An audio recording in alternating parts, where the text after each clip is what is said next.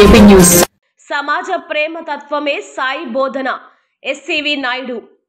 సమాజ ప్రేమ తత్వమే సత్యసాయి బాబా బోధన అని మనకు ఉన్నంతలో 10 మందికి ఉపయోగపడుతూ ఆధ్యాత్మిక చింతనతో జీవించడమే అత్యున్నత మానవ జన్మకు సార్థకమని, మోక్ష కైవల్యానికి మార్గమని శ్రీకాళహస్తి మాజీ శాసనసభ్యులు ఎస్సీవి నాయుడు అన్నారు.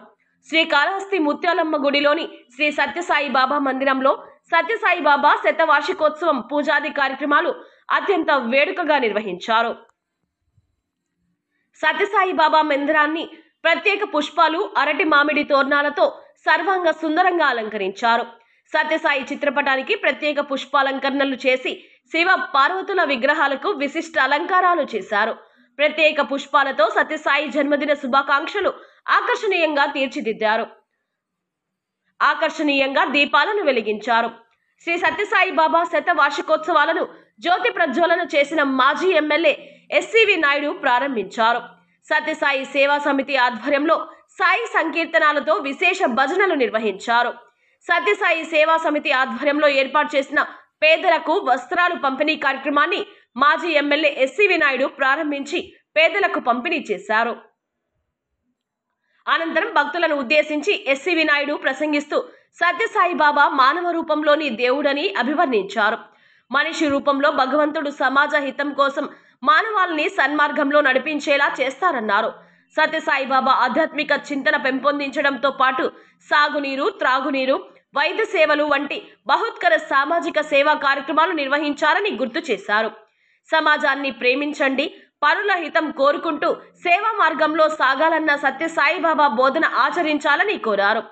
మనసులో దేవుడికి పూజలు చేసి మనస్సు దేవుడిపై లగ్నం చేసి ఆధ్యాత్మిక చింతనతో సామాజిక హితాన్ని కోరుకుంటూ సన్మార్గంలో సాగి జీవితాన్ని సార్థకం చేసుకుంటూ మోక్ష మార్గాన్ని పొందాలని ఎస్సీవి నాయుడు సూచించారు. ఈ సందర్భంగా భక్తులకు అన్నప్రసాదాలు వితరణ చేశారు. ఈ పూజాది కార్యక్రమాల్లో డాక్టర్ చంద్రశేఖర్, సత్యసాయి సేవా సమితి సభ్యులు పాల్గొన్నారు.